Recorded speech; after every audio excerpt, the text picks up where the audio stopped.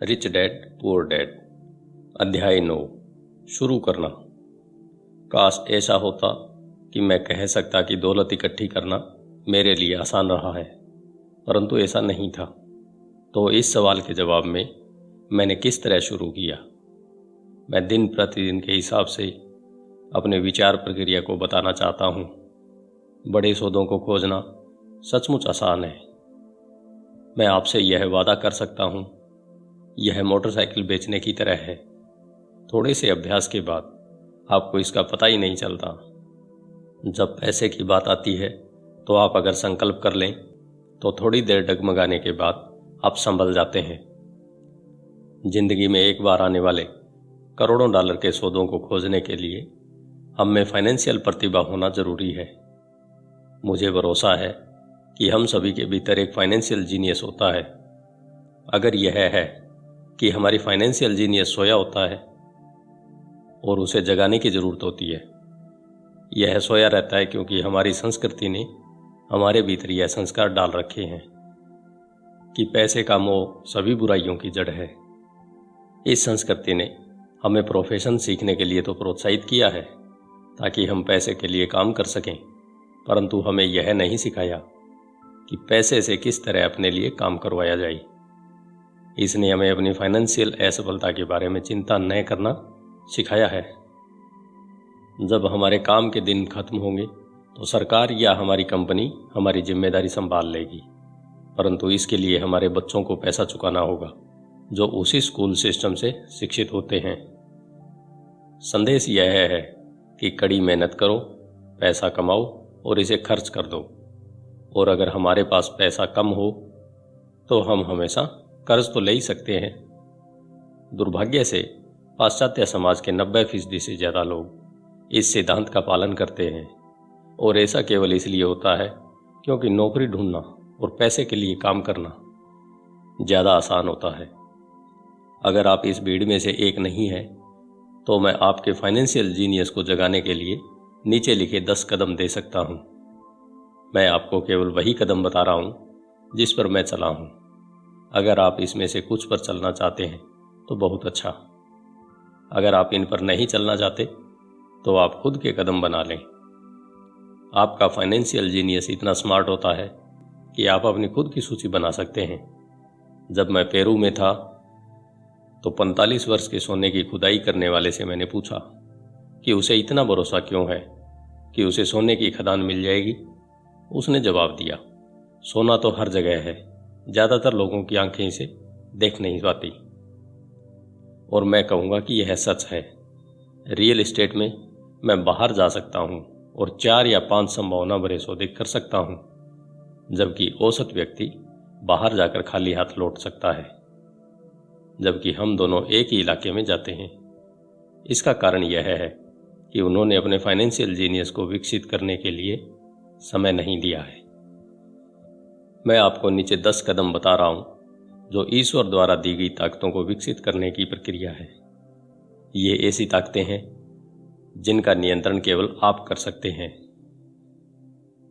Number 1, मुझे हकीकत से ज्यादा बड़ा कारण चाहिए। आत्मा की शक्ति। अगर आप ज्यादातर लोगों से पूछेंगे कि क्या वे अमीर या आर्थिक रूप से स्वतंत्र होना चाहेंगे तो वे हाँ कहेंगे, परंतु फिर हकीकत हावी हो जाती है। यह सड़क बहुत लंबी नजर आती है और इस पर बहुत सी टेकरियां भी दिखती हैं जिन्हें पार करना होगा। इसकी तुलना में यह ज़्यादा आसान लगता है कि आप पैसे के लिए काम करें और बचे हुए पैसे अपने ब्रोकर को दे दें।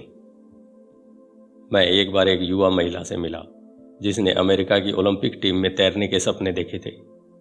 हकीकत यह थी कि उसे हर रोज़ सुबह 4 बजे उठना पड़ता था ताकि स्कूल जाने से पहले वह 3 घंटे तक तैर सके। शनिवार की रात को वह अपने दोस्तों के साथ पार्टी में भी नहीं जाती थी। उसे हर एक की तरह पढ़ाई करके अपने परीक्षा परिणाम पर भी ध्यान देना होता था। जब मैंने उससे पूछा कि उसकी अति मानवीय महत्वाकांक्षा और बलिदान के पीछे क्या कारण है, तो उसने यही कहा, मैं इसे अपने लिए करती हूँ और उन लोगों के लिए जिनसे मैं प्रेम करती हूँ। प्रेम ही मुझे सभी बाधाओं और बलिदानों के लिए तैयार करता है। हम क्या चाहते हैं?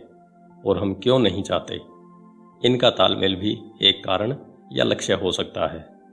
जब लोग मुझसे पूछते हैं कि अमीर होने की इच्छा के पीछे मेरा कारण क्या था, तो यह गहरी भावनात्मक इच्छाओं और अनिच्छाओं का संयोग है। मैं कुछ की सूची बताऊंगा। पहले तो अपनी अनिच्छाओं की, क्योंकि उन्हीं के कारण इच्छाएं पैदा होती है। मैं सारी जिंदगी नौकरी नहीं करना चाहता था। मैं वह नहीं चाहता था जो मेरे माता पिता चाहते थे, यानी नौकरी की सुरक्षा और उपनगर में एक घर। मैं एक कर्मचारी नहीं बने रहना चाहता था। मुझे इस बात से बहुत नफरत होती थी कि मेरे डैडी अपने करियर में इतने व्यस्त रहते थे कि वे मेरे फुटबॉल मैच देखने भी नहीं आ पाते थे। मेरे डैडी सारी जिंदगी कड़ी मेहनत करते रहे और सरकार ने उनकी मौत पर उनकी कमाई का ज़्यादातर हिस्सा ले लिया। मुझे इस बात से भी नफरत होती थी, अपनी मौत के बाद वे अपनी मेहनत की कमाई को अपने वारिसों के लिए नहीं छोड़ पाए। अमीर लोग ऐसा नहीं करते। वे कड़ी मेहनत करते हैं और अपने बच्चों के लिए ढेर सारा पैसा छोड़ जाते हैं। अब इच्छाओं की बात। मैं दुनिया घूमना चाहता हूँ और जिंदगी को मनचाहे तरीके से जीना चाहता हूँ। मैं ऐसा अपनी जवानी में ही कर लेना चाहता हूँ। मैं केवल आज़ाद होना और अपने समय और अपनी जिंदगी पर नियंत्रण करना चाहता हूँ। मैं चाहता हूँ कि पैसा मेरे लिए काम करे। ये मेरे गहरे भावनात्मक कारण हैं। आपके पास क्या कारण है? अगर वे पर्याप्त ताकतवर नहीं है तो रास्ते में आगे आने वाली हकीकत आपके कारणों पर हावी हो जाएगी। मैंने कई बार पैसा गंवाया है और कई बार फिर से शुरू किया है, परंतु चूंकि मेरे पास गहरे भावनात्मक कारण थे, इसलिए मैं हर बार उठ खड़ा हुआ और आगे बढ़ चला। मैं 40 साल की उम्र तक आज़ाद होना चाहता था, परंतु इसमें मुझे 7 साल ज़्यादा लग गए और मैं आखिरकार 47 साल की उम्र में आज़ाद हो सका। और बीच में मुझे कई सीखने वाले अनुभव मिले। जैसा मैंने कहा है, काश मैं कह सकता कि यह आसान था। यह बिल्कुल आसान नहीं था, परंतु यह कठिन भी नहीं था। परंतु बिना दमदार कारण या लक्ष्य के जिंदगी में हर चीज़ कठिन होती है। अगर आपके पास कोई दमदार कारण नहीं है तो आगे पढ़ने में कोई समझदारी नहीं है। इसमें बहुत ज़्यादा मेहनत लगेगी। नंबर 2, मैं हर दिन विकल्प चुनता हूँ। विकल्प चुनने की ताकत, यह मुख्य कारण होता है कि लोग एक आज़ाद देश में रहना चाहते हैं। हमें चुनने का अधिकार चाहिए। आर्थिक रूप से जब हमारे हाथ में एक भी डॉलर आता है तो यह हमारे हाथ में होता है कि हम भविष्य में अमीर, गरीब या मध्यम वर्गीय बनने का विकल्प चुनें। हमारे खर्च करने की आदतें बताती है कि हम कौन हैं। गरीब लोगों की खर्च करने की आदतें गरीबी की होती है। बचपन में मुझे यह फ़ायदा मिला कि मुझे लगातार मोनोपोली खेलना बहुत पसंद था। किसी ने मुझे यह नहीं बताया था कि मोनोपोली केवल बच्चों के लिए है, इसलिए बड़े होने के बाद भी मैं इसे खेलता रहा। मेरे पास एक अमीर डैडी भी थे जो मुझे संपत्ति और दायित्व में फ़र्क को समझाते रहे। तो बहुत समय पहले अपने बचपन में ही मैंने अमीर बनने का विकल्प चुना और मैं जानता था कि मुझे केवल इतना ही करना था, असली संपत्तियों को इकट्ठा करना था। मेरे सबसे अच्छे दोस्त माइक को संपत्ति वाला कॉलम विरासत में मिला था, परंतु उसे इसे बनाए रखना सीखना था। कई अमीर परिवार अपनी संपत्तियों को अगली पीढ़ी में सिर्फ इसलिए खो देते हैं क्योंकि उन संपत्तियों की देखरेख करने के लिए किसी को प्रशिक्षण नहीं दिया जाता। ज़्यादातर लोग अमीर न बनने का विकल्प चुनते हैं। 90% लोगों के लिए अमीर बनना बहुत झंझट का काम है, तो वे इस तरह की कहावतें ईजाद कर लेते हैं। पैसे में मेरी कोई रुचि नहीं है, या मैं कभी अमीर नहीं बनूंगा, या मुझे चिंता करने की ज़रूरत नहीं है, अभी तो मैं जवान हूँ, या मेरे पति या मेरी पत्नी फाइनेंशियल पहलू को संभालते हैं या संभालती हैं। इन वक्तव्यों के साथ समस्या यह है कि ये बोलने वाले से 2 चीज़ें लूट लेते हैं। एक तो है समय, जो आपकी सर्वाधिक कीमती संपत्ति है, और दूसरी शिक्षा। सिर्फ इसलिए क्योंकि आपके पास पैसा नहीं है, आप यह बहाना नहीं बना सकते कि आप इस कारण नहीं सीख पाए, परंतु यह विकल्प हम हर रोज चुनते हैं। यह विकल्प कि हम अपने समय, अपने पैसे और अपनी शिक्षा के साथ हर दिन क्या करते हैं, यही विकल्प चुनने की ताकत है। हम सभी के पास विकल्प होते हैं, मैं अमीर बनने का विकल्प चुनता हूँ और मैं यह विकल्प हर रोज चुनता हूँ। पहले शिक्षा में निवेश करें। वास्तव में आपके पास जो इकलौती असली संपत्ति है वह है आपका दिमाग, जो आपका सबसे शक्तिशाली यंत्र है। जैसा मैंने विकल्प की ताकत के बारे में कहा है कि हम अपने दिमाग में क्या रखते हैं। आप सारा दिन MTV देख सकते हैं या गोल्फ मैगजीन पढ़ सकते हैं या सिरेमिक की क्लास में जा सकते हैं या फाइनेंशियल प्लानिंग की क्लास में जा सकते हैं। विकल्प आप चुनते हैं। ज़्यादातर लोग बस निवेश खरीदते हैं, परंतु इससे पहले निवेश के बारे में ज्ञान हासिल करने के लिए ज़रा भी पैसा खर्च नहीं करते। मेरी एक मित्र है जो एक अमीर महिला है। अभी हाल ही में उसके घर पर चोरी हो गई। चोर उसके घर से टीवी और VCR ले गई और उसकी किताबें जैसी की तैसी छोड़ गई। और हम सभी के पास इसी तरह के विकल्प मौजूद होते हैं। एक बार फिर दोहरा दूं, 90% लोग टीवी सेट खरीदते हैं और केवल 10% लोग बिजनेस पर पुस्तकें या निवेश पर टेप खरीदते हैं। और मैं क्या करता हूँ? मैं सेमिनार में जाता हूँ। मैं ऐसे सेमिनारों को पसंद करता हूँ जो कम से कम 2 दिन लंबे हों, क्योंकि मैं विषय में पूरी तरह डूब जाना चाहता हूँ। 1973 में मैं टीवी देख रहा था और एक व्यक्ति मेरे घर आया। वह 3 दिन से सेमिनार का विज्ञापन कर रहा था कि किस तरह पैसे न होते हुए भी रियल एस्टेट खरीदी जा सकती है। मैंने $385 खर्च किए और उस सेमिनार की शिक्षा मेरे इतने काम आई कि मैंने उससे कम से कम $20 लाख कमाए होंगे। परंतु इससे भी ज़्यादा महत्वपूर्ण यह है कि इससे मुझे नया जीवन मिला। मुझे ज़िंदगी भर काम नहीं करना पड़ेगा और इसका कारण होगा वह एक सेमिनार। मैं हर साल कम से कम 2 ऐसे सेमिनारों में जाता हूँ। मैं ऑडियो टेप का भी प्रेमी हूँ, कारण मैं उन्हें तत्काल पीछे कर सकता हूँ। मैं पीटर लिंच के टेप को सुन रहा था और उन्होंने ऐसा कुछ कहा जिससे मैं पूरी तरह असहमत था। हठी और आलोचनात्मक होने के कारण मैंने रिवाइंड बटन दबा दिया और उस 5 मिनट के टुकड़े को कम से कम 20 बार सुना, शायद इससे भी ज़्यादा बार। परंतु अचानक मेरे दिमाग को खुला रखने से मैं समझ गया कि उन्होंने वह बात क्यों कही थी। यह जादू की तरह था। मुझे ऐसा लगा कि मैंने हमारे समय के सबसे बड़े निवेशक के दिमाग की एक खिड़की खोल ली थी। उसके ज्ञान और अनुभव के विराट संसाधनों में मुझे बहुत ज़्यादा गहराई और अंतर्दृष्टि मिली।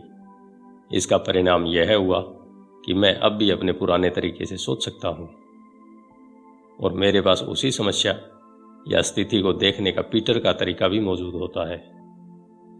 मेरे पास एक विचार होने के बजाय 2 विचार होते हैं। किसी भी समस्या या प्रवृत्ति के विश्लेषण का एक और तरीका, जिसे जानना बहुमूल्य है।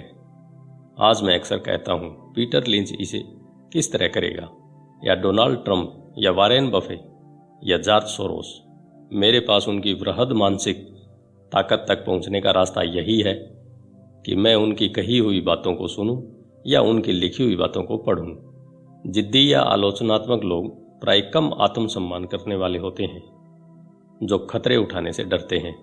अगर आप कुछ नया सीखते हैं तो अपने सीखे हुए ज्ञान को पूरी तरह से समझने के लिए आपको कुछ गलतियां भी करनी पड़ती है।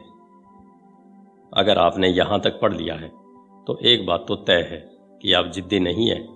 जिद्दी लोग पुस्तकें कम ही पढ़ते हैं या टेप कम ही खरीदते हैं। उन्हें इसकी क्या जरूरत है? वे ब्रह्मांड के केंद्र बिंदु हैं। ऐसे बहुत से बुद्धिमान व्यक्ति होते हैं जिनके सामने कोई नया विचार आने पर वे वाद विवाद करने लगते हैं, अगर वह नया विचार उनके सोचने के तरीके से अलग होता है। इस प्रकरण में उनकी तथाकथित बुद्धि उनकी हठ धर्मिता के साथ मिलकर अज्ञान बन जाती है। हम सभी ऐसे लोगों को जानते हैं जो उच्च शिक्षित हैं या जो मानते हैं कि वे बहुत स्मार्ट हैं, परंतु उनकी बैलेंस शीट एक अलग ही तस्वीर दिखाती है। जो व्यक्ति वास्तव में बुद्धिमान होता है वह नए विचारों का स्वागत करता है, क्योंकि नए विचार पहले के विचारों के साथ मिलकर अद्भुत संयोग कर सकते हैं।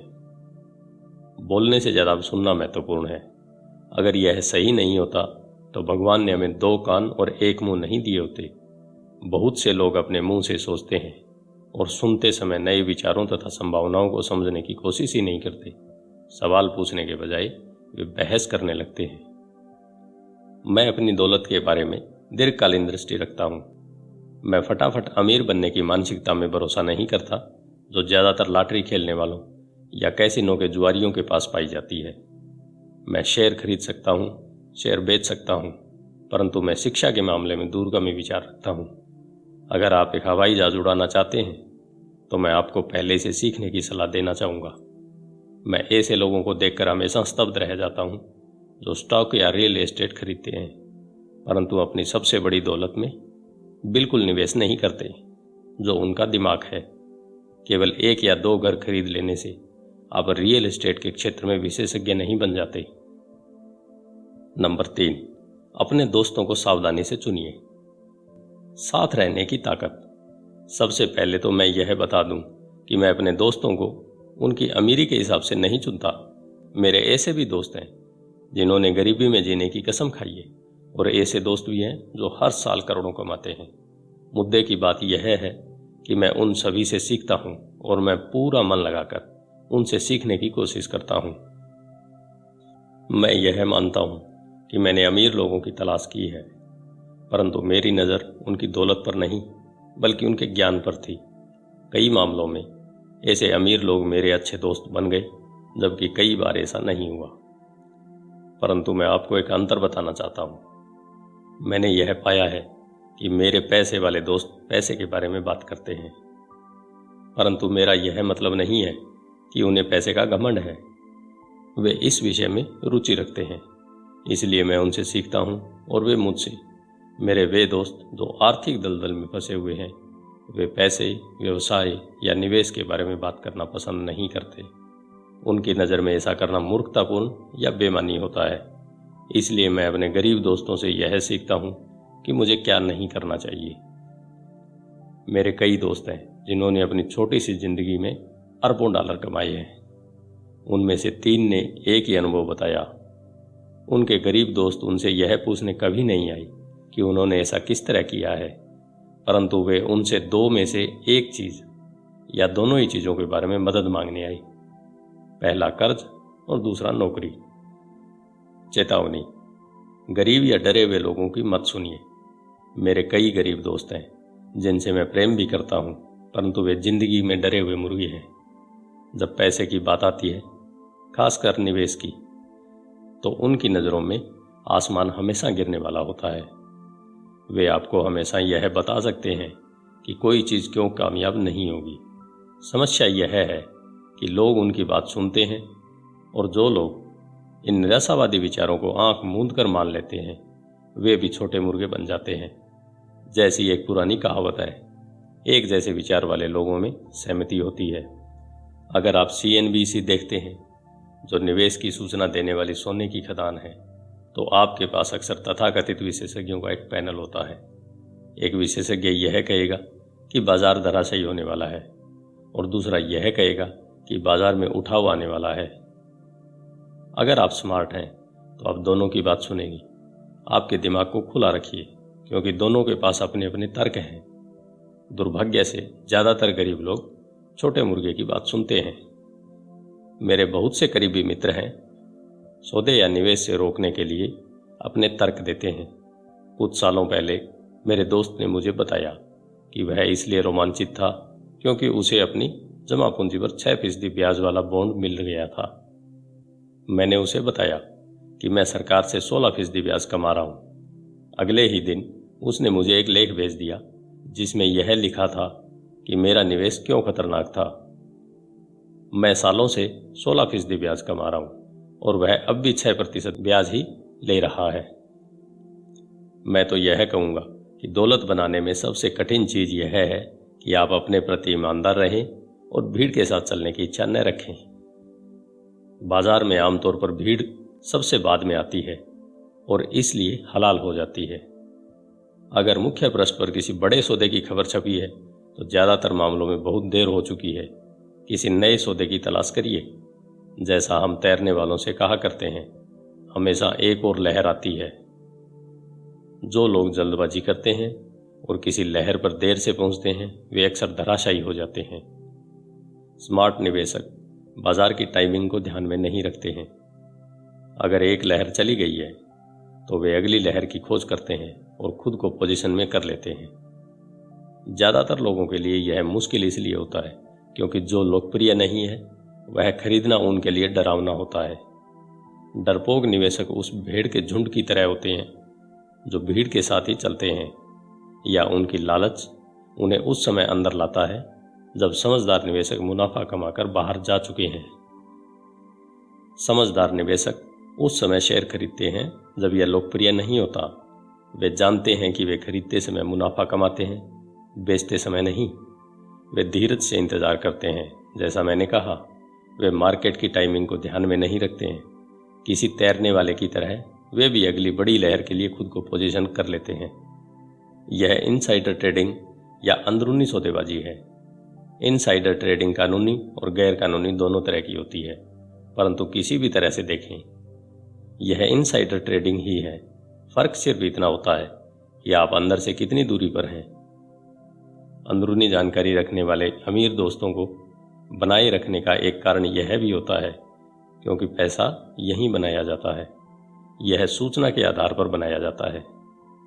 आप अगले उछाल के बारे में जान लेते हैं, प्रवेश कर लेते हैं और अगले गिराव के पहले बाहर निकल जाते हैं। मैं यह नहीं कहता कि इसे गैरकानूनी तरीके से करें, परंतु मैं यह जरूर कहता हूं कि आपको जानकारी जितनी जल्दी मिलेगी, आप उतने ही कम खतरे में उतना ही ज़्यादा लाभ कमा पाएंगे। दोस्त इसलिए होते हैं और यही फाइनेंशियल बुद्धि है। नंबर 4, किसी फार्मूले के विशेषज्ञ बन जाइए और फिर एक और नया फार्मूला सीख लीजिए। जल्दी सीखने की ताकत। ब्रेड बनाने के लिए हर बेकर का एक फार्मूला होता है, चाहे वह उसके दिमाग में ही क्यों न हो। यही पैसा बनाने के बारे में भी सही है। इसलिए धन को अक्सर डो भी कहा जाता है। हम में से ज़्यादातर लोगों ने यह कहावत सुनी है, आप वह हैं जो आप खाते हैं। मैं इसी कहावत को दूसरी तरह से कहना चाहूँगा। मैं कहता हूँ, आप वह बनते हैं जो आप पढ़ते हैं। दूसरे शब्दों में, आप सावधान रहें कि आप क्या पढ़ रहे हैं या क्या सीख रहे हैं, क्योंकि आपका दिमाग इतना ज़्यादा ताकतवर है कि आप जिस चीज़ के बारे में सीखेंगे आप वही बन जाएंगे। उदाहरण के तौर पर, अगर आप कुकिंग सीखते हैं तो आप कुक बन जाते हैं। अगर आप कुक नहीं बनना चाहते हैं तो आपको कोई और विषय पढ़ना चाहिए। जैसा एक स्कूल टीचर शिक्षण का अध्ययन कर लेने के बाद आप अक्सर शिक्षक बन जाते हैं, और इसी तरह सिलसिला जारी रह सकता है। अपने अध्ययन के विषय को सावधानी से चुनें। जब पैसे की बात आती है तो ज़्यादातर लोगों के पास वही एक मूलभूत फार्मूला होता है जो उन्हें स्कूल में सिखाया जाता था, और वह फार्मूला है, पैसे के लिए काम करो। संसार में सबसे ज़्यादा लोकप्रिय फार्मूला यही है। इसके कारण हर दिन करोड़ों लोग सुबह उठते हैं और काम पर जाते हैं, पैसे कमाते हैं, बिल चुकाते हैं, चेकबुक को बैलेंस करते हैं, कुछ म्यूचुअल फंड खरीद लेते हैं और फिर से काम पर चले जाते हैं। यही उनका मूलभूत फार्मूला या नुस्खा है। अगर आप जो कर रहे हैं उससे आप थक गए हैं या पर्याप्त नहीं कमा रहे हैं, तो आपको अपने पैसे बनाने के फार्मूले को बदल लेना चाहिए। बहुत समय पहले जब मैं 26 साल का था, मैंने सप्तांत की एक कक्षा में भाग लिया जिसका शीर्षक था, किस तरह रियल एस्टेट फोरक्लोजर्स को खरीदें। मैंने एक फार्मूला सीख लिया। अगला कदम था अपने सीखे हुए सिद्धांत को असली जीवन में आजमाना। यहाँ पर ज़्यादातर लोग रुक जाते हैं। 3 सालों तक जब मैं जेरॉक्स के लिए काम कर रहा था, मैं खाली समय में फोरक्लोजर्स को खरीदने की कला में पारंगत होने की कोशिश कर रहा था। मैंने उस फार्मूले से कई करोड़ डॉलर बनाए हैं, परंतु आज यह बहुत धीमा फार्मूला है और फिर भी बहुत से लोग इसका प्रयोग कर रहे हैं। एक बार मैं उस फार्मूले का विशेषज्ञ बन गया तो मैं नए फार्मूले की खोज करने लगा। कई कक्षाओं में मुझे कोई नई जानकारी सीधे रूप से नहीं मिली, परंतु मैंने हमेशा कुछ न कुछ नया जरूर सीखा। मैंने ऐसी बहुत सी कक्षाओं में भाग लिया है जो केवल डेरिवेटिव सौदेबाजों के लिए आयोजित की गई थी, और वस्तुओं के ऑप्शन सौदेबाजों के लिए तथा अराजकवादियों के लिए आयोजित कक्षाओं में भी मैं गया हूँ। मैं अपने दायरे से पूरी तरह बाहर पहुँच गया था और एक ऐसे कमरे में था जहाँ परमाणु भौतिकी और स्पेस साइंस के विशेषज्ञों की भीड़ थी, परंतु मैंने वहाँ बहुत कुछ सीखा जिससे मेरा स्टॉक और रियल एस्टेट निवेश ज़्यादा अर्थपूर्ण और फायदेमंद बन गया। ज़्यादातर जूनियर कॉलेजों और सामुदायिक कॉलेजों में फाइनेंशियल प्लानिंग या पारंपरिक निवेश को खरीदने के तरीकों पर कक्षाएं आयोजित की जाती हैं। शुरुआत करने के लिए यह बहुत अच्छी जगह है। तो मैं हमेशा एक ज़्यादा तेज़ फार्मूले की खोज करता रहता हूँ। इसी कारण नियमित रूप से मैं एक दिन में जितना कमा लेता हूँ उतना कमाने में कई लोगों की पूरी जिंदगी लग जाती है। एक और बात, आज की तेजी से बदल रही दुनिया में आप कितना जानते हैं यह ज़्यादा महत्वपूर्ण नहीं रह गया है, क्योंकि प्राय आज आप जितना जानते हैं वह पुराना हो चुका है। महत्वपूर्ण यह है कि आप कितनी तेजी से सीखते हैं। यह कला अनमोल है। ज़्यादा तेज फार्मूले ढूंढने में यह बहुत काम आती है। पैसे के लिए कड़ी मेहनत करना एक पुराना फार्मूला है जो गुफा मानव के ज़माने से पैदा हुआ था। नंबर 5, खुद को सबसे पहले वेतन दें। खुद पर अनुशासन की ताकत। अगर आप खुद पर काबू नहीं रख पाते तो अमीर बनने की कोशिश भी न करें। आपको इससे पहले मरीन कॉर्प्स या किसी धार्मिक संस्था में जाना चाहिए ताकि आपको खुद पर काबू रखना आ जाए। इस बात का कोई मतलब नहीं है कि निवेश करें, पैसा कमाएं और उसे फूंक दें। खुद पर अनुशासन की कमी के कारण ही करोड़ों डॉलर की लॉटरी जीतने वाले लोग जल्द ही दिवालिया हो जाते हैं। यह खुद पर अनुशासन की कमी ही है जिससे तनख्वाह बढ़ने पर लोग तत्काल बाजार जाकर नई कार खरीद लेते हैं या विदेश यात्रा पर निकल जाते हैं। यह कहना कठिन है कि 10 कदमों में कौन सा सबसे ज़्यादा महत्वपूर्ण है, परंतु सभी कदमों में से इस कदम की विशेषज्ञता सबसे कठिन है। अगर यह आप में पहले से ही मौजूद न हो, मैं तो यह भी कहना चाहूँगा कि खुद पर अनुशासन की कमी ही वह सबसे बड़ा कारण है जो लोगों को 3 समुदायों में बांटता है: अमीर, गरीब और मध्यम वर्ग। सीधे तरीके से कहें कि जिन लोगों में आत्मविश्वास कम होता है और जो फाइनेंशियल दबावों को ज़्यादा सहन नहीं कर पाते, वे कभी अमीर नहीं बन सकते। और कभी नहीं का मतलब होता है कभी नहीं। जैसा मैंने पहले बताया था, मैंने अपने अमीर डैडी से यह सबक सीखा था कि दुनिया आपको इधर उधर धकेलेगी। दुनिया लोगों को इधर उधर धकेलती है तो इसलिए नहीं क्योंकि बाकी लोग गुंडे होते हैं, बल्कि इसलिए कि आप में आंतरिक नियंत्रण और अनुशासन की कमी होती है। जिन लोगों में आंतरिक सहन शक्ति की कमी होती है वे अक्सर उन लोगों के शिकार हो जाते हैं जिनमें आत्म अनुशासन होता है। मैं जिन व्यावसायिक कक्षाओं में पढ़ाता हूँ वहाँ मैं लोगों को लगातार यह याद दिलाता हूँ कि वे अपने सामान या सेवा पर अपना ध्यान केंद्रित न करें, बल्कि मैनेजमेंट की कला पर अपना ध्यान केंद्रित करें। अपना खुद का व्यवसाय शुरू करने के लिए 3 सर्वाधिक महत्वपूर्ण मैनेजमेंट दक्षताएं हैं। नंबर 1, कैश फ्लो का मैनेजमेंट। नंबर 2, लोगों का मैनेजमेंट। नंबर 3, व्यक्तिगत समय का मैनेजमेंट। मैं यह कहूँगा कि ये तीनों दक्षताएं केवल व्यवसाय शुरू करने वालों के लिए ही नहीं बल्कि सभी काम करने वालों के लिए है। ये तीनों आपकी जीवन शैली में महत्वपूर्ण भूमिका निभाती हैं। व्यक्ति के रूप में, परिवार के सदस्य के रूप में, व्यवसाय में, किसी धार्मिक संगठन में, शहर या देश में। ये सभी दक्षताएं आत्मानुशासन को साधने से बढ़ जाती हैं। मैं खुद को सबसे पहले भुगतान करें सिद्धांत को हल्केपन से नहीं लेता।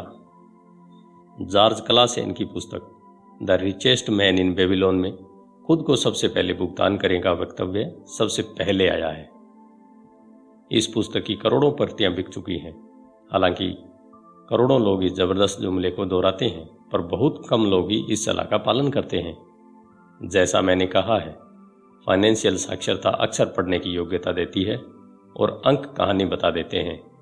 किसी व्यक्ति के इनकम स्टेटमेंट और बैलेंस शीट देखकर मैं तत्काल यह देख सकता हूँ कि जो लोग खुद को सबसे पहले भुगतान करें के सिद्धांत का राग अलापते रहते हैं, वे दरअसल इसका कितना पालन करते हैं। एक चित्र 1000 शब्दों के बराबर होता है। तो एक बार फिर हम ऐसे लोगों के फाइनेंशियल स्टेटमेंट की तुलना करें जो खुद को सबसे पहले भुगतान करते हैं और जो ऐसा नहीं करते। चित्रों का अध्ययन कीजिए और देखिए कि क्या आप कुछ अंतर पकड़ सकते हैं। इसके लिए कैश फ्लो की समझ जरूरी है, जिससे कहानी बताई जाती है। ज़्यादातर लोग अंक देखते हैं और कहानी को अनदेखा कर देते हैं। अगर आप सचमुच कैश फ्लो की ताकत समझना शुरू कर देते हैं तो आपको जल्द ही यह पता चल जाएगा कि अगले चित्र में कहाँ गड़बड़ी है और 90% लोग क्यों जिंदगी भर कड़ी मेहनत करते रहते हैं और इसके बाद उन्हें सोशल सिक्योरिटी जैसी सरकारी मदद की जरूरत क्यों होती है। क्या आप इसे देख सकते हैं? यह चित्र उस व्यक्ति के काम को दर्शाता है जो खुद का भुगतान सबसे पहले करता है। हर महीने अपने मासिक खर्चों का भुगतान करने से पहले वे अपने संपत्ति वाले कॉलम में पैसा डालते हैं। हालांकि करोड़ों लोगों ने क्लासेन की पुस्तक पढ़ी है और खुद को सबसे पहले भुगतान करने का सिद्धांत समझा, परंतु हकीकत में वे खुद को सबसे आखिर में भुगतान करते हैं। अब मैं आप में से उन लोगों की चीख पुकार सुन सकता हूं जो अपने बिल्स का भुगतान सबसे पहले करने में गंभीरतापूर्वक विश्वास करते हैं, और मैं यह भी सुन सकता हूं कि सभी जिम्मेदार लोग अपने बिल समय पर चुकाते हैं। मैं यह नहीं कहता कि आप गैर जिम्मेदार हो जाएं या अपने बिल का भुगतान न करें। मैं सिर्फ यह कहता हूं कि आप वही करें जो यह पुस्तक आपको सिखाती है, यानी खुद को सबसे पहले पैसा दें। और पिछला चित्र इसी सिद्धांत का सही लेखांकन चित्र है, जबकि बाद में आने वाला चित्र पूरी तरह से गलत है। मेरी पत्नी और मेरे पास कई बुक कीपर्स, अकाउंटेंट्स और बैंकर हैं, जिन्हें शुरू में इस खुद को सबसे पहले पैसा दे सिद्धांत से बहुत समस्या होती थी। इसका कारण यह है कि यह फाइनेंशियल प्रोफेशनल भी दरअसल वही करते हैं जो कि जनता करती है, यानी वे भी खुद को सबसे आखिर में पैसा देते हैं। वे बाकी लोगों को सबसे पहले पैसा देते हैं। मेरे जीवन में ऐसे महीने भी आए हैं जब किन्हीं कारणों से मेरा कैश फ्लो मेरे बिल से काफ़ी कम रहा है, फिर भी मैंने खुद को ही सबसे पहले पैसे दिए। मेरे अकाउंटेंट और बुक कीपर चीखने लगे, वे आपके पीछे पड़ जाएंगे, आपको जेल भी हो सकती है, आप अपनी क्रेडिट रेटिंग बिगाड़ देंगे, वे लोग बिजली काट देंगे। मैंने फिर भी सबसे पहले खुद को ही पैसा दिया, क्योंकि the richest man in Babylon की कहानी इसी बारे में है, खुद पर अनुशासन की ताकत और आंतरिक सहन शक्ति के बारे में। इसे बोलचाल की भाषा में गुर्दा भी कहते हैं। जैसा मेरे अमीर डैडी ने मेरी नौकरी के पहले माह में मुझे बताया था कि ज़्यादातर लोग दुनिया की ठोकरें सहन करते रहते हैं। पैसे वसूलने वाला आता है और आप या तो पैसे चुकाओ, वरना तो आप उसे पैसे दे देते हैं और खुद को पैसे नहीं देते हैं। एक सेल्स क्लर्क कहता है, आप इसे अपने कार्ड चार्ज में डाल दें। आपका रियल एस्टेट एजेंट आपसे कहता है, आगे चले बढ़ो, घर खरीदने पर सरकार आपको टैक्स में छूट देती है। पूरी पुस्तक दरअसल इसी बारे में है। आप में धारा के विरुद्ध जाने का और अमीर बनने का गुर्दा होना चाहिए। हो सकता है कि आप कमज़ोर न हो, परंतु जब पैसे की बात आती है तो कई लोगों का हौसला पस्त होने लगता है। मैं यह नहीं कहता कि आप गैर जिम्मेदारन बने। मुझ पर ज़्यादा कर्ज नहीं है, क्रेडिट कार्ड का कर्ज भी नहीं, और ऐसा इसलिए है क्योंकि मैं खुद को सबसे पहले पैसे देता हूँ। मैं अपनी आय को कम से कम इसलिए करता हूँ क्योंकि मैं इसे सरकार को नहीं देना चाहता। इसलिए आप में से जिन लोगों ने the secret of the rich नाम का वीडियो देखा है, उन्हें मैं यह बता दूं कि मेरी आय नेवादा के कॉरपोरेशन के जरिए मेरे संपत्ति वाले कॉलम से आती है। अगर मैं पैसे के लिए काम करता तो सरकार इसे ले लेती, क्योंकि मैं अपने बिल्स का भुगतान सबसे आखिर में करता हूँ। परंतु मुझ में इतनी आर्थिक समझ है कि मैं किसी मुश्किल में नहीं फंसता हूँ। मैं कंज्यूमर कर्ज को पसंद नहीं करता हूँ। मेरे पास इतने दायित्व है जो 99% लोगों से ज़्यादा है, परंतु उनका भुगतान मैं नहीं करता, बल्कि दूसरे लोग मेरी देनदारियों को चुकाते हैं। वे मेरे किराएदार कहलाते हैं।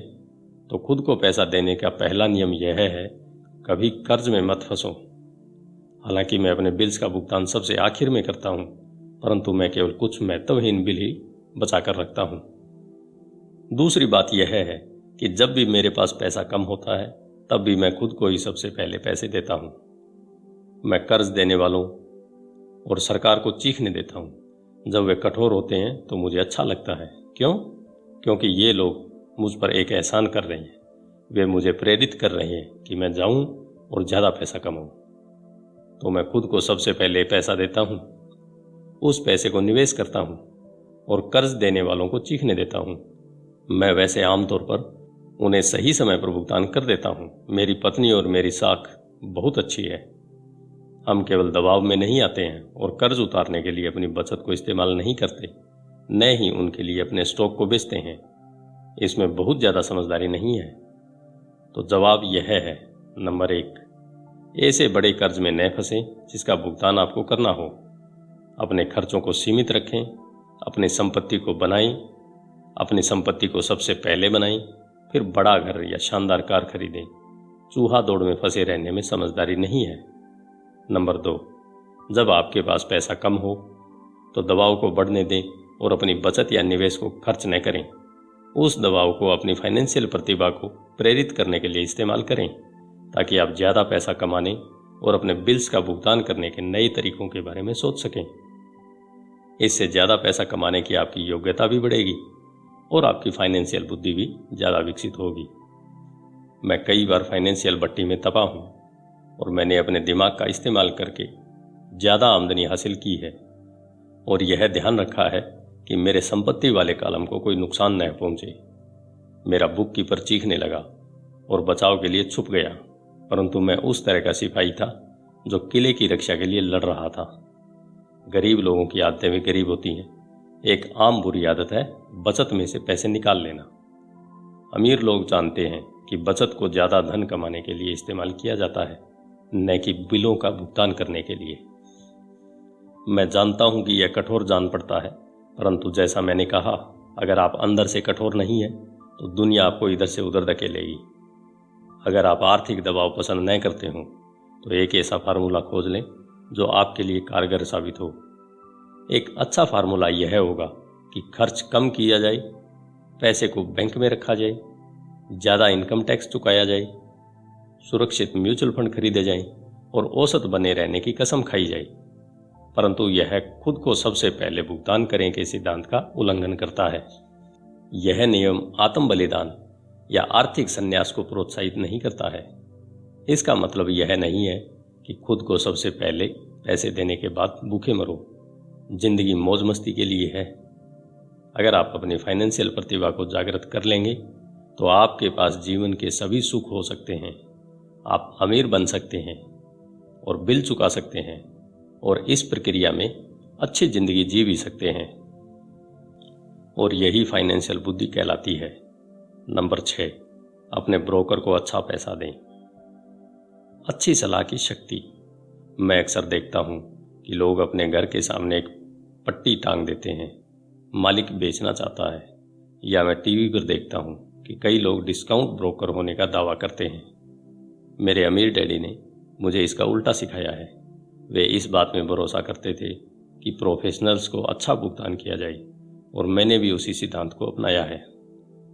आज मेरे पास महंगे वकील, अकाउंटेंट्स, रियल एस्टेट ब्रोकर और स्टॉक ब्रोकर हैं। क्यों? क्योंकि और मेरा सचमुच मानना है, अगर लोग प्रोफेशनल्स हैं तो उनकी सेवाओं से आपको पैसा मिलना चाहिए और वे जितना ज़्यादा पैसा कमाएंगे आप भी उतना ही ज़्यादा पैसा कमाएंगे। हम सूचना के युग में रह रहे हैं। सूचना बेशकीमती है। एक अच्छा ब्रोकर आपको सूचना तो देगा ही, आपको शिक्षित करने के लिए समय भी देगा। मेरे पास कई ब्रोकर हैं जो मेरे लिए यह करने के इच्छुक हैं। कुछ ने मुझे तब सिखाया है जब मेरे पास बहुत कम पैसा था या बिल्कुल भी पैसा नहीं था, और मैं आज भी उनके साथ हूँ। मैं ब्रोकर को जितना पैसा देता हूँ वह मेरे द्वारा उसकी सूचना से कमाए गए धन का बहुत छोटा हिस्सा होता है। मैं इसे पसंद करता हूँ जब मेरा रियल एस्टेट ब्रोकर या स्टॉक ब्रोकर बहुत पैसा कमाता है, क्योंकि इसका आमतौर पर यह मतलब होता है कि मैंने भी बहुत सा पैसा कमाया है। एक अच्छा ब्रोकर मुझे पैसे कमाने की जानकारी देने के अलावा मेरा समय भी बचाता है। जैसे उस समय जब मैंने खालिस ज़मीन के टुकड़े को $9,000 में खरीदा और तत्काल इसे $25,000 में बेच दिया ताकि मैं अपने लिए जल्दी से कार खरीद सकूं। ब्रोकर आपके लिए बाजार की आंख और कान है। वे हर रोज़ वहां होते हैं और इसलिए मेरी वहां कोई ज़रूरत नहीं होती। मैं इसके बजाय गोल्फ खेल सकता हूं। इसके अलावा जो लोग खुद ही अपना घर बेचते हैं उनके लिए खुद के समय की कोई खास कीमत नहीं होती। मैं कुछ पैसे बचाने के चक्कर में अपना समय क्यों खराब करूं, जबकि इस समय को मैं ज़्यादा पैसा कमाने या अपने अंतरंग लोगों के साथ बिताने में इस्तेमाल कर सकता हूं। मुझे यह बहुत मज़ेदार लगता है कि इससे ज़्यादा गरीब और मध्यम वर्गीय लोग रेस्तरां में खराब सर्विस के बावजूद 15 से 20% टिप देते हैं और ब्रोकर को 3 से 7% देने में आनाकानी और शिकायत करते हैं। वे खर्च वाले कॉलम के लोगों को टिप देते हैं और संपत्ति वाले कॉलम के लोगों को टिप देने से कतराते हैं। यह आर्थिक समझदारी नहीं है। सभी ब्रोकर एक जैसे नहीं होते। दुर्भाग्य से ज़्यादातर ब्रोकर सेल्समैन होते हैं। मैं तो यह कहूँगा कि रियल एस्टेट के सेल्समैन सबसे बुरे होते हैं, परंतु उनके पास खुद बहुत कम या बिल्कुल भी रियल एस्टेट नहीं होता। घर बेचने वाले ब्रोकर और निवेश बेचने वाले ब्रोकर में बहुत बड़ा अंतर होता है। और यह स्टॉक, बॉन्ड, म्यूचुअल फंड और बीमा ब्रोकर के बारे में भी सही है, जो खुद को फाइनेंशियल प्लानर कहते हैं। परी कथा की ही तरह आप एक राजकुमार खोजने के लिए बहुत से मेंढकों को चूमते हैं।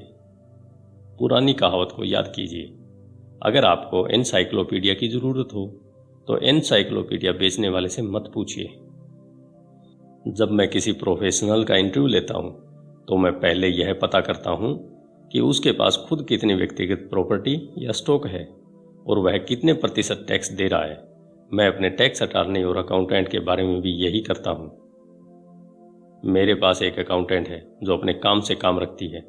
उसका पेशा हालांकि अकाउंटिंग है, परंतु उसका काम रियल एस्टेट में है। मेरे पास एक अकाउंटेंट था जो एक छोटा बिजनेस अकाउंटेंट था, परंतु उसके पास रियल एस्टेट नहीं था। मैंने अकाउंटेंट बदल लिया क्योंकि हम एक ही बिजनेस से प्रेम नहीं करते थे। ऐसा ब्रोकर खोजिए जो आपके सर्वश्रेष्ठ हितों को ध्यान में रखता हो। कई ब्रोकर आपको शिक्षित करने के लिए समय निकाल लेंगे और वे आपके द्वारा खोजी गई सर्वश्रेष्ठ संपत्ति साबित हो सकते हैं। बस उदार रहिए और वे भी आपके प्रति उदार रहेंगे। अगर आप उनके कमीशन में कटौती करने के बारे में ही सोचते रहेंगे तो वे आपके आसपास क्यों रहना चाहेंगे। यह विशुद्ध और आसान सा तर्क है।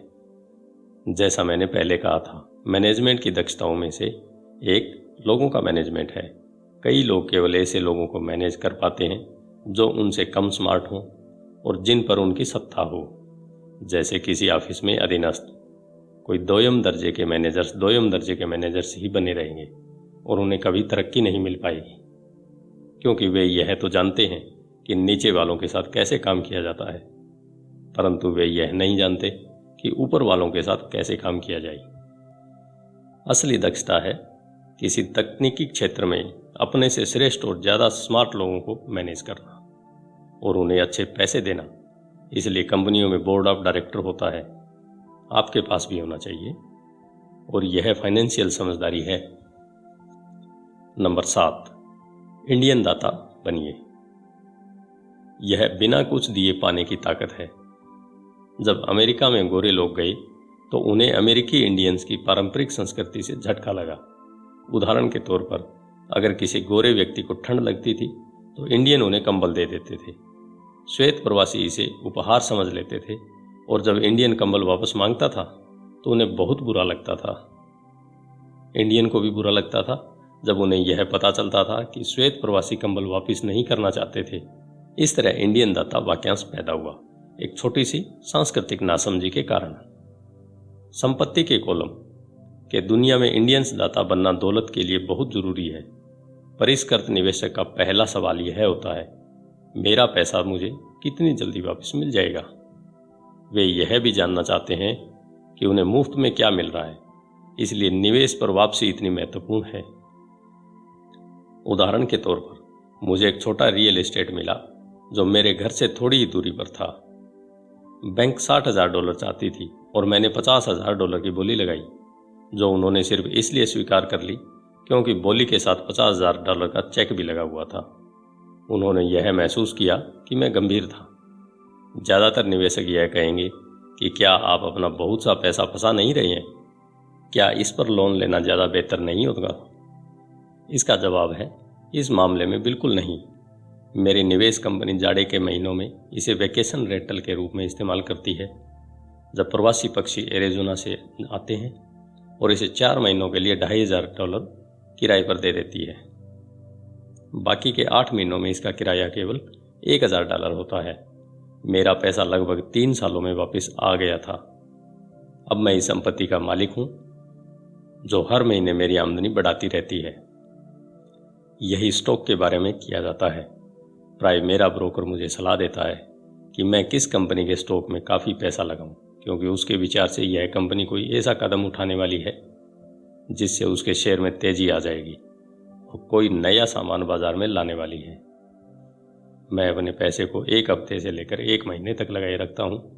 जब शेयर की कीमतें बढ़ती हैं फिर मैं अपनी मूलधन राशि को निकाल लेता हूं और बाजार के उतार चढ़ाव से बेफिक्र हो जाता हूं, क्योंकि मूल रकम वापस आ चुकी है और दूसरी संपत्ति पर काम करने के लिए तैयार है।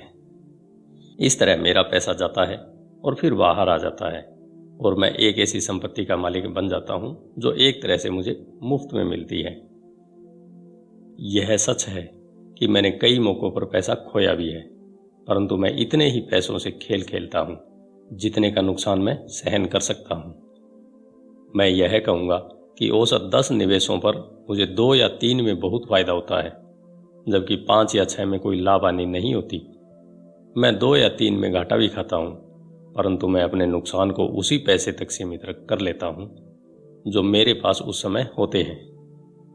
जो लोग जोखिम से नफरत करते हैं वे अपने पैसे को बैंक में रख लेते हैं और दीर्घकाल में उनकी बचत कुछ नहीं से बेहतर ही होती है, परंतु आपको अपना पैसा वापस निकालने में बहुत लंबा समय लग जाता है और ज़्यादातर मामलों में तो आपको इसके साथ कुछ भी मुफ्त नहीं मिलता। पहले तो वे टोस्टर दिया करते थे, परंतु आजकल ऐसा बिरेल ही होता है। मेरे हर निवेश पर एक न एक चीज़ मुफ्त होनी चाहिए। एक छोटा रियल एस्टेट, एक मिनी स्टोरेज, खाली ज़मीन का टुकड़ा, घर, स्टॉक शेयर्स या ऑफिस बिल्डिंग, और जोखिम भी सीमित होना चाहिए। इस विषय पर इतनी ज़्यादा पुस्तकें लिखी जा चुकी हैं कि मैं इनसे नहीं जाना चाहूँगा। मैकडोनाल्ड्स के मशहूर रे क्रोक हैमबर्ग फ्रेंचाइजी इसलिए नहीं बेचते थे क्योंकि उन्हें हैमबर्ग से प्यार था, बल्कि इसलिए क्योंकि उन्हें उस फ्रेंचाइजी के साथ आने वाला रियल एस्टेट मुफ्त में मिलता था। तो समझदार निवेशकों को ब्याज की दर से ज़्यादा चीज़ों का ध्यान रखना चाहिए। आपका पैसा वापस मिल जाए और आपके पास क्या संपत्ति आती है यह भी महत्वपूर्ण है। यह फाइनेंशियल समझदारी है। नंबर 8, संपत्ति से विलासिता की चीज़ें खरीदी जाती है। केंद्रित करने की शक्ति। मेरे एक दोस्त का बेटा बहुत खर्चीला था और ऐसा लगता था जैसे उसकी जेब में छेद हो गई हों। 16 साल की उम्र में स्वाभाविक रूप से उसे अपनी कार चाहिए थी। बहाना यह था, सभी दोस्तों के मम्मी डैडी ने अपने बच्चों के लिए कार खरीदी है। यह लड़का अपनी बचत में से पैसे निकालकर नगद कार खरीदना चाहता था। ऐसे समय में उसके डैडी ने मुझसे सलाह मांगी, आप क्या सोचते हैं कि मुझे उसे ऐसा करने देना चाहिए या मैं भी दूसरे पिताओं की तरह उसे कार खरीद कर दे दूं? इसके जवाब में मैंने कहा, कुछ समय के लिए तो ठीक है, परंतु लंबे समय के लिए आप उसे क्या सिखा पाएंगे? क्या आप अपने बच्चे की कार प्राप्त करने की इच्छा से उसे कुछ सीखने के लिए प्रेरित कर सकते हैं? अचानक उसकी ट्यूबलाइट चमकी और वह तुरंत घर की तरफ चल दिया। 2 महीने बाद मुझे वह दोस्त मिल गया। क्या तुम्हारे बेटे को उसकी नई कार मिल गई? मैंने पूछा। नहीं, उसे नहीं मिली, परंतु मैं गया और उसे कार के लिए $3000 दे दिए। मैंने उससे कहा कि वह अपने कॉलेज के पैसे के बजाय मेरे पैसे का उपयोग करे। मैंने कहा, यह तो आपकी उदारता है। नहीं, उस पैसे के साथ एक शर्त भी जुड़ी है। मैंने आपकी सलाह मान ली और उसकी कार खरीदने की प्रबल इच्छा के साथ सीखने की शर्त भी लगा रखी है।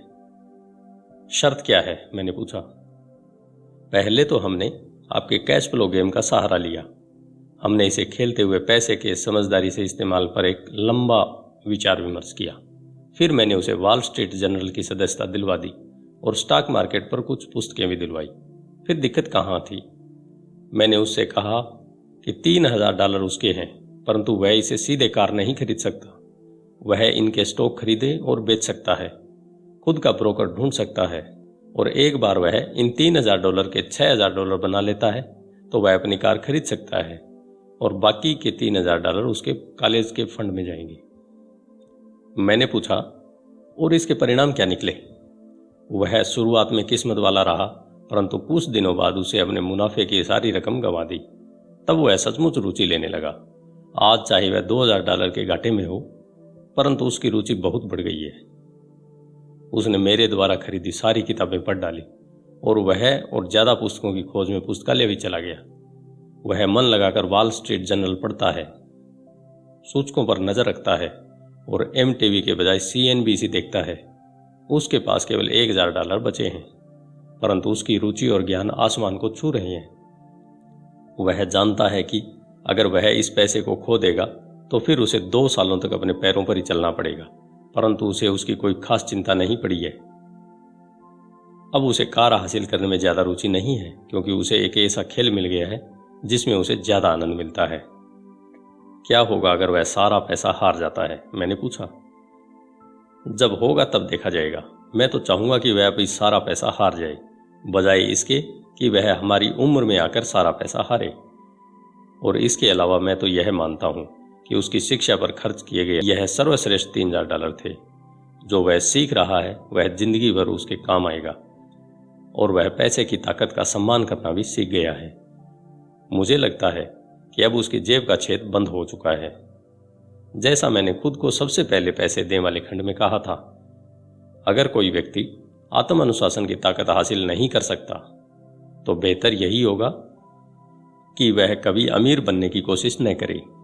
सैद्धांतिक हिसाब से संपत्ति वाले कॉलम से कैश फ्लो विकसित करने की प्रक्रिया आसान नजर आती है, परंतु इसमें पैसे की दिशा देने की मानसिक शक्ति की जरूरत होती है, जो मुश्किल साबित होती है।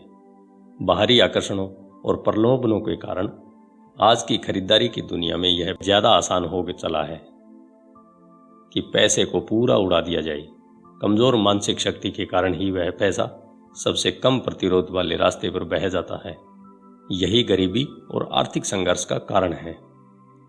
मैंने फाइनेंशियल समझदारी का यह आंकड़ों का उदाहरण इसलिए दिया ताकि पैसे से ज्यादा पैसे कमाने की योग्यता को जाना जा सके। अगर हम 100 लोगों को साल के शुरू में $10,000 दे दें तो साल के अंत में क्या होगा? 80 के पास कुछ भी नहीं बचेगा। वास्तव में कई तो ज्यादा कर्ज में दबे होंगे, क्योंकि उन्होंने नई कार, फ्रिज, टीवी, VCR या छुट्टियों के लिए नगद पैसा दिया होगा। 16 ने उस $10,000 को 5 से 10% बढ़ाया होगा, और 4 ने इसे $20,000 या लाखों डॉलर तक बढ़ाया होगा। हम किसी प्रोफेशन को सीखने के लिए स्कूल जाते हैं ताकि हम पैसे के लिए काम कर सकें। मेरे विचार में यह सीखना भी महत्वपूर्ण होता है कि पैसे से अपने लिए कैसे काम करवाया जाए। मैं भी हर व्यक्ति की तरह विलासिता की वस्तुओं से प्रेम करता हूं। अंतर यह है कि कई लोग अपने विलासिता को कर्ज लेकर खरीदते हैं। यह पड़ोसियों से प्रतियोगिता करने का जाल है। जब मैं कार खरीदना चाहता था तब आसान रास्ता यही था कि मैं अपने बैंकर को बुलाकर लोन ले लेता, परंतु मैंने दायित्व वाले कॉलम को बढ़ाने के बजाय संपत्ति वाले कॉलम पर ध्यान केंद्रित रखा। अब तो मुझे आदत पड़ चुकी है कि मैं अपने खर्च की इच्छा से प्रेरित होता हूं कि किस तरह उसके लिए अतिरिक्त पैसा जुटा सकूं। आजकल प्राय हम अपनी मनचाही चीजों को खरीदने के लिए कर्ज लेने पर ध्यान केंद्रित करते हैं और पैसा बनाने पर ध्यान केंद्रित नहीं करते। यह रास्ता कुछ समय के लिए तो आसान है, परंतु लंबे समय में यह बहुत मुश्किल साबित होता है। यह एक ऐसी बुरी आदत है जो हम में इंसानों के रूप में और राष्ट्र के रूप में भी है। याद रखें, आसान रास्ते अक्सर मुश्किल बन जाते हैं और मुश्किल रास्ते अक्सर आसान बन जाते हैं। जितनी जल्दी आप खुद को और अपने प्रियजनों को पैसे के शासक के रूप में प्रशिक्षित कर लेंगे, उतना ही आपके लिए बेहतर होगा। पैसा बहुत बड़ी ताकत है। दुर्भाग्य से लोग पैसे की ताकत को अपने खिलाफ इस्तेमाल करते हैं। अगर आप में पैसे की समझ कम है तो पैसा आपके ऊपर राज करेगा। यह आपसे ज़्यादा स्मार्ट होगा। अगर पैसा आपसे ज़्यादा स्मार्ट बन जाएगा तो आप इसके लिए जिंदगी भर काम करते रहेंगे। पैसे के ऊपर शासन करने के लिए आपको इससे ज़्यादा स्मार्ट बनना होगा। फिर पैसा वही करेगा जो आप इससे कहेंगे। यह आपकी आज्ञा का पालन करेगा। इसके गुलाम होने के बजाय आप इसके मालिक होंगे। यही आर्थिक समझदारी है। नंबर 9, नायकों की जरूरत, मिथक की ताकत। जब मैं छोटा था तब मैं विली मेज, हैंक आरन, योगी बेरा का बहुत बड़ा प्रशंसक था। वे मेरे आदर्श थे। लिटिल लीग खेल रहे बच्चे के रूप में मैं उनकी तरह होना चाहता था। मैंने उनके बेसबॉल कार्ड भी सहेज रखे थे। मैं उनके बारे में सब कुछ जान लेना चाहता था। मैं उनके बारे में सभी आंकड़े जानता था, उनके बेटिंग के औसत, उन्हें मिलने वाली धनराशि और वे किस तरह बड़े हुए, सब कुछ। मैं सब कुछ इसलिए जानना चाहता था क्योंकि मैं उनके जैसा बनना चाहता था। 9 या 10 साल की उम्र में मैं जब बेसबॉल खेलने के लिए मैदान पर जाता था तो वह मैं नहीं जाता था, बल्कि मेरे रूप में योगी या हैंक मैदान पर उतरते थे। यह सीखने के सबसे सशक्त तरीकों में से एक है जो हम बड़े होने के बाद खो देते हैं। हम अपने नायकों को खो देते हैं, हम अपने नौसिखिएपन को खो देते हैं। आज मैं अपने घर के पास छोटे बच्चों को बास्केटबॉल खेलते देखता हूँ। कोर्ट पर वे छोटी जानी नहीं होते, वे तो माइकल जॉर्डन, सर चार्ल्स या क्लाइड होते हैं। आदर्श नायकों की नकल करना ज्ञान प्राप्त करने का सच्चा और सशक्त तरीका है। और इसलिए जब ओजी सिम्पसन की तरह का नायक बदनाम होता है तो इतनी चीख पुकार मचती है। यह किसी अदालती कार्रवाई से ज्यादा होता है। यह एक आदर्श नायक को खो देना होता है, एक ऐसे व्यक्ति जिसकी तरह बनने का सपना लोग बचपन में संजोए रहते हैं और वे जिसकी पूजा करते हैं। अचानक हमें उस व्यक्ति को अपनी जिंदगी से निकालना पड़ता है। जब मैं बड़ा हो गया था तो मेरे नायक बदल गए थे। मेरे गोल्फ के हीरो बने पीटर जैक्सन, फ्रेड कपल्स और टाइगर वुड्स। मैं उनके शॉट की नकल करता था और उनके बारे में सब कुछ पढ़ने की कोशिश करता हूं। मेरे आदर्श नायकों में Donald Trump, Warren buffet, Peter lynch, George Soros और जिम रॉजर्स भी हैं। बड़ा हो जाने के बाद मैं उनके आंकड़े उसी तरह जानता हूं जिस तरह की अपने बचपन में बेसबॉल हीरोज के आंकड़े जानता था। मैं अनुसरण करता हूं जब वारेन बुफे निवेश करते हैं और बाजार के बारे में, उनके नजरिए के बारे में सब कुछ पढ़ने की कोशिश करता हूं। मैं पीटर लिंच की पुस्तक भी इसलिए पढ़ता हूं ताकि स्टॉक चुनने की उनकी तकनीक को समझ सकूं, और मैं डोनाल्ड ट्रंप के बारे में भी इसलिए पढ़ता हूं ताकि यह जान सकूं कि वे किस तरह सौदे करते हैं। जिस तरह मैदान पर बेसबॉल के लिए बैटिंग करते जाते समय मैं खुद की भूमिका में नहीं होता था, उसी तरह जब मैं बाजार में उतरता हूं या मैं कोई सौदा करता हूं तो मैं अवचेतन रूप से ट्रंप की बहादुरी का अभिनय करता हूं। या जब मैं किसी प्रवृत्ति का विश्लेषण करता हूं तो मैं उसे इस तरह देखता हूं जैसे पीटर लिंच यह काम कर रहे हों। आदर्श नायक होने से हम अपनी कच्ची प्रतिभा के वृहद स्रोत का दहन करते हैं, परंतु आदर्श नायक हमें प्रेरित करने से भी ज्यादा बड़ा काम करते हैं। वे चीजों को ज्यादा आसान बना देते हैं। चीजें आसान दिखने के कारण हम भी उन्हीं की तरह बनना चाहते हैं। अगर वे ऐसा कर सकते हैं तो मैं भी यही कर सकता हूं। जब निवेश की बात आती है तो ज्यादातर लोग इसे बहुत कठिन समझते हैं। इसके बजाय उन्हें आदर्श नायकों की तलाश करना चाहिए जो इन्हें आसान बना देते हैं। नंबर 10, सिखाओ और आपको हासिल होगा। देने की शक्ति। मेरे दोनों डैडी शिक्षक थे। मेरे अमीर डैडी ने मुझे ऐसा सबक सिखाया जो मेरे साथ जिंदगी भर चल रहा है, और वह सबक था परोपकार करना या देना। मेरे पढ़े लिखे डैडी ने अपने समय और ज्ञान द्वारा दूसरों को बहुत दिया, परंतु शायद ही कभी अपना पैसा दिया हो। जैसा मैं बता चुका हूं, वे सामान्यतः कहा करते थे कि वे तभी देंगे जब उनके पास कुछ अतिरिक्त धन होगा, और उनके पास कभी भी अतिरिक्त धन नहीं होता था। मेरे अमीर डैडी ने पैसा भी दिया और शिक्षा भी। वे देने के सिद्धांत में पक्का यकीन रखते थे। अगर आपको कुछ चाहिए तो आपको पहले कुछ देने की जरूरत है। वे हमेशा कहा करते थे जब उनका हाथ तंग होता था तब भी वे अपनी चर्च या अपनी पसंदीदा धार्मिक संस्था को दान देते थे। अगर मैं आपके पास कोई विचार छोड़ना चाहता हूं तो वह विचार यही होगा, जब भी आपको किसी चीज की कमी या जरूरत महसूस हो तो पहले उस चीज को दे दें, बाद में वह बाल्टियों से भरकर आपके पास लौट आएगी। यह पैसा, मुस्कुराहट, प्रेम, दोस्ती सभी के बारे में सही है।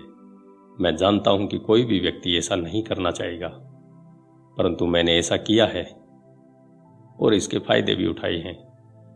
मैं विश्वास करता हूं कि आदान प्रदान का सिद्धांत सही है, और इसलिए मैं वही चीज देता हूं जो मैं पाना चाहता हूं। मुझे पैसा चाहिए, इसलिए मैं पैसे देता हूं, और यह कई गुना होकर मेरे पास वापस आ जाता है। मैं बिक्री बढ़ाना चाहता हूं, इसलिए मैं किसी और व्यक्ति की कुछ बेचने में मदद कर देता हूं और मेरी बिक्री बढ़ जाती है। मैं संपर्क बढ़ाना चाहता हूँ तथा मैं किसी और की संपर्क बढ़ाने में मदद कर देता हूँ और जादू की तरह मेरे भी संपर्क बढ़ जाते हैं। मैंने सालों पहले एक कहावत सुनी थी, ईश्वर को कुछ नहीं चाहिए पर इंसानों को देना चाहिए। मेरे अमीर डैडी अक्सर कहा करते थे, गरीब लोग अमीरों से ज़्यादा लालची होते हैं। उन्होंने इसे समझाते हुए कहा कि अगर कोई व्यक्ति अमीर है तो वह व्यक्ति दूसरों द्वारा चाही गई कुछ चीज़ दे रहा है। मेरे जीवन में मेरे तमाम वर्षों में जब भी मैंने पैसे की कमी या ज़रूरत महसूस की है तो मैंने पहले तो अपने दिल को टटोला है कि मैं क्या चाहता हूँ और फिर इसे देने का फैसला किया है, और जब मैंने दिया है तो यह हमेशा मेरे पास वापस लौटा है। यह मुझे उस व्यक्ति की कहानी याद दिलाता है जो जाड़े की ठंडी रात में लकड़ियां लेकर बैठा है और पास में ही धीमे धीमे जल रहे स्टोव पर चिल्ला रहा है, जब तुम मुझे गर्मी दोगे तब मैं कुछ लकड़ियां अंदर डालूंगा। और जब पैसे, प्रेम, सुख, बिक्री और संपर्क की बात आती है तो हर व्यक्ति को यही याद रखने की जरूरत है कि जो आप चाहते हैं पहले आप उसे दे दें और यह कई गुना होकर आपके पास लौट आएगा। बहुधा केवल यही सोचने की प्रक्रिया से भी कि मैं क्या चाहता हूँ और इसे किसी और को किस तरह दे सकता हूँ, मेरे अंदर उदारता का ज्वर आने लगता है। जब भी मैं यह देखता हूँ कि लोग मेरी तरफ देखकर नहीं मुस्कुरा रहे हैं तो मैं आराम से मुस्कुराना और हेलो करना चालू कर देता हूँ और जादू की तरह मेरे आसपास अचानक बहुत से मुस्कुराने वाले लोग जमा हो जाते हैं। यह सच है कि आपकी दुनिया केवल आपका दर्पण है, तो इसलिए मैं कहता हूँ सिखाओ और आपको मिलेगा। मैंने पाया है कि मैं सीखने वालों को जितनी गंभीरता से जितना ज़्यादा सिखाता हूँ मैं भी उतना ही ज़्यादा सीखता हूँ। अगर आप पैसे के बारे में सीखना चाहते हैं तो इसे किसी और को सिखाएं। ऐसा करने से आपके दिमाग में बहुत से नए विचारों और फार्मूलों की बाढ़ आ जाएगी। ऐसे भी समय आए हैं जब मैंने दिया है और कुछ भी वापस नहीं लौटाया, या जो मुझे मिला वह मैं नहीं चाहता था, परंतु करीबी जांच और आत्म अवलोकन से मुझे पता चला कि उन मामलों में मैं देने के लिए नहीं दे रहा था बल्कि पाने के लिए दे रहा था। मेरे डैडी ने शिक्षकों को सिखाया और वे एक मास्टर टीचर बन गए। मेरे अमीर डैडी ने युवा लोगों को अपना बिजनेस करने का तरीका सिखाया। मैं पीछे पलट कर देखता हूँ कि यह सीखने वालों की अपने ज्ञान के प्रति उदारता ही थी जिसके कारण वे ज़्यादा स्मार्ट बन गई। इस दुनिया में ऐसी ताकतें हैं जो हमसे ज़्यादा स्मार्ट हैं। आप वहाँ खुद अपने दम पर पहुँच सकते हैं, परंतु उन ताकतों की मदद से वहाँ पहुँचना ज़्यादा आसान होता है। आपको बस इतना ही करना है कि आप उदार हों और वे ताकतें भी आपके प्रति उदार होंगी। धन्यवाद। आइए चलते हैं अध्याय 10 की ओर, जो है और ज़्यादा चाहिए, कुछ काम जो आपको करने चाहिए। आपका दिन शुभ हो।